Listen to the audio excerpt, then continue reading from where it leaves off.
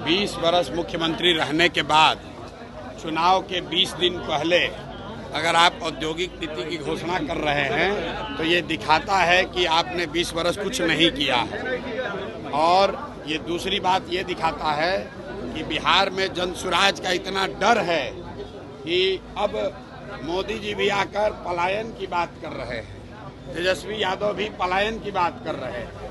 पहली बार बिहार में पलायन की चर्चा हो रही है कि बिहार में पलायन कैसे रोका जाएगा। तो मैं बिहार के लोगों को आपके माध्यम से यही बताना चाहता हूं कि ये वानगी है। आप देखो, जनसुराज अभी जीता नहीं है। जनसुराज के प्रयास से, आपके सिर्फ खड़ा हो जाने से 400 रुपया का पेंशन 20 वर्ष में जो 410 नहीं हुआ वो 1100 हो गया। आंगनवाड़ी आशा वर्कर का मानदेय डबल हो गया। रसोईया की सैलरी बढ़ गई। अगर बिहार के लोग खड़े होंगे, लोकतंत्र जिंदा होगा। तो अभी शुरुआत है, आगे आगे देखिए होता है क्या। छठ के बाद बिहार का कोई युवा मजबूरी में 10-12 हजार रुपए के रोजी रोजगार के लिए बिहार छोड़कर बाहर नहीं जाएगा।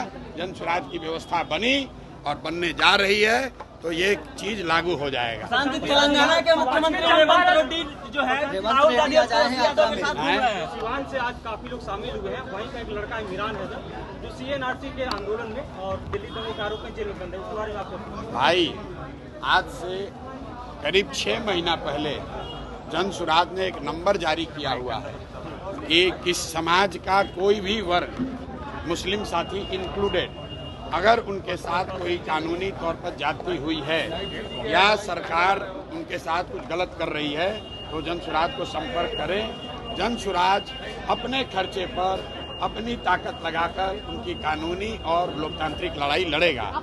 अगर जो बच्चे क्या बात कर रहे हैं उनको आप सूचित कर दीजिए, वो जनसुराज से संपर्क करें, हम लोग उसकी लड़ाई लड़ेंगे।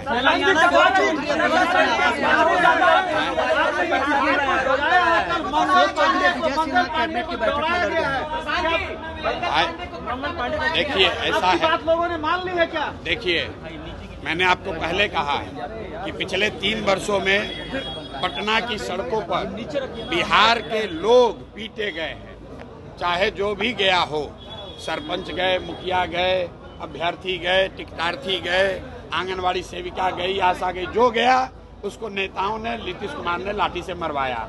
अब जनता की बारी है, जनता जग गई है। और आप देखिएगा, जब ये गांव में लोग आएंगे इनको जनता दौड़ा दौड़ा कर मारेगी। वोट की तो बातें छोड़ दीजिए, इस बार कई नेताओं की हिम्मत नहीं होगी कि वो गांव में वोट मांगने आए। क्यों?